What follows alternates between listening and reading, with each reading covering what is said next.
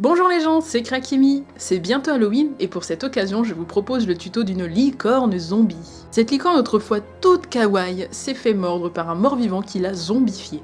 Histoire de rendre cette création plus dégoûtante, j'ai décidé de vous proposer de l'accompagner avec une fausse mare de sang faite en slime. Commençons donc par là. Pour le slime sanglant, prenez un récipient. Personnellement, j'ai pris un vieux pot de confiture en verre que j'ai bien sûr préalablement lavé. Prenez ensuite de la colle transparente. Ici, j'ai utilisé de la colle Giotto, mais je pense que toutes les colles transparentes peuvent fonctionner. Versez-en dans le récipient de la quantité que vous souhaitez. Ajoutez du colorant rouge et mélangez. Mettez un peu de colorant jaune pour atténuer le rendu rose.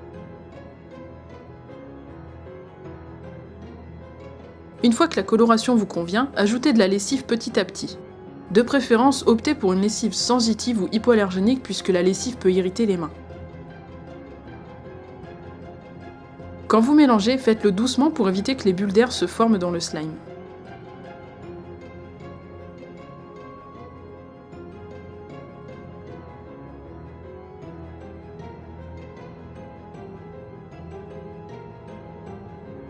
Une fois que le slime ne colle plus et qu'il a une bonne consistance, laissez-le de côté. On va s'attaquer à notre licorne zombifiée. Pour cela, vous aurez besoin de pâte Fimo verte, la nuance qu'il vous plaira. Personnellement, j'ai fait un mélange de vert et de jaune pour avoir la couleur que je voulais ici, de noir numéro 9, de rouge cerise numéro 26, de jaune citron numéro 10, d'un cutter ou lame de précision, de dotting tool, d'un rouleau, de Fimo liquide, de pastel sec, facultatif, de la poudre argentée, une lame crantée ou un emporte-pièce fleur. Commencez avec la pâte verte. Pour former le corps, faites une sorte de cône. Pour la tête, faites également un cône, mais plus petit.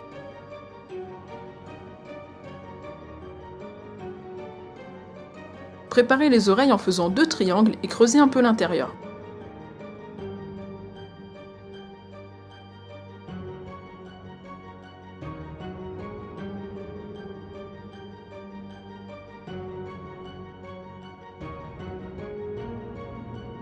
Fixez-les ensuite sur la tête. On s'attaque à la corne, faites 2 boudins de pâte noire avec une extrémité fine. Torsadez-les entre eux.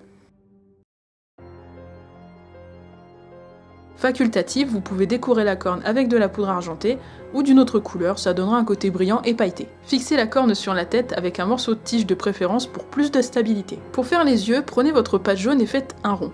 Aplatissez-le et coupez bien au milieu. Vous devez obtenir 2 demi-cercles qui donneront un aspect méchant à votre licorne zombie. Fixez les yeux à la tête. Maintenant, les pattes. Prenez 4 morceaux de pâte verte et faites 2 boudins. Faites-en 2 un peu plus larges que les 2 autres pour faire les pattes arrière. Il faut que les pattes soient bien plates au bout pour former les sabots. Posez les pattes arrière en premier en aplatissant les bouts qui joignent le corps. Placez maintenant les pattes avant de sorte qu'on pense que la licorne pose ses pattes sur le sol. Maintenant que la base est faite, on va faire les marques de morsure. Pour cela, vous pouvez vous aider d'un emporte-pièce fleur comme le mien ou d'une lame crantée. Si vous n'avez ni l'un ni l'autre, vous pouvez le faire aussi avec une paille. Faites les marques où vous le souhaitez. N'hésitez pas à faire d'autres styles de marques pour diversifier un peu. Si les marques vous conviennent, prenez maintenant vos pastels secs et la pâte rouge. Vous pouvez mettre un peu de Fimo rouge dans les creux en veillant à garder bien sûr de la profondeur.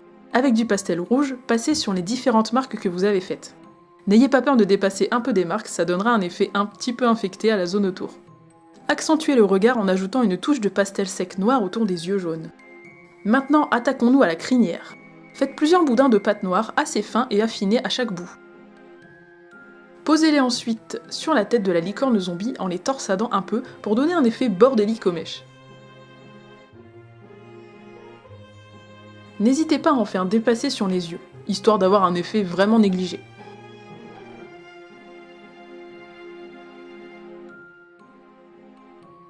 Quand le résultat vous convient, refaites des boudins mais pour faire la queue cette fois-ci. Faites plusieurs longueurs différentes et regroupez-les.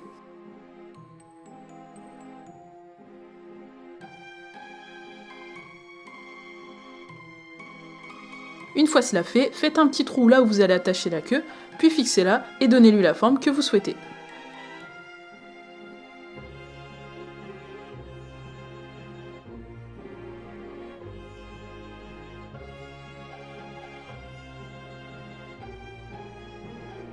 Sécurisez-la ensuite avec un peu de Fimo liquide à la base. On va maintenant préparer le faux sang qu'on va disposer sur la licorne zombie. Déposez un peu de fimo liquide sur un support, ici c'est un morceau de papier cartonné, et râpez finement le pastel sec rouge dessus.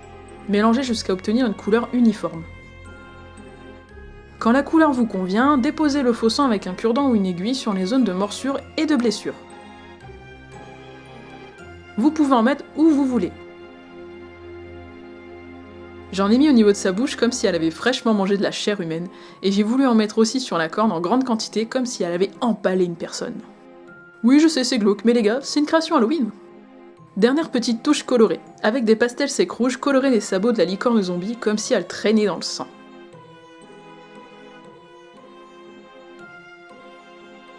Vous pouvez maintenant cuire votre création. Et voilà, votre licorne zombie est maintenant terminée.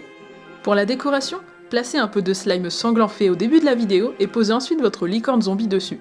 Effet dégueu garanti.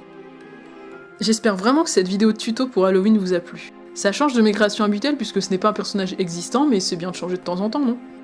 D'ailleurs, est-ce que cette création rentre dans le thème d'Halloween selon vous? Dites-moi ce que vous en avez pensé dans les commentaires. Je vous souhaite une bonne journée et je vous dis à la prochaine vidéo. Ciao!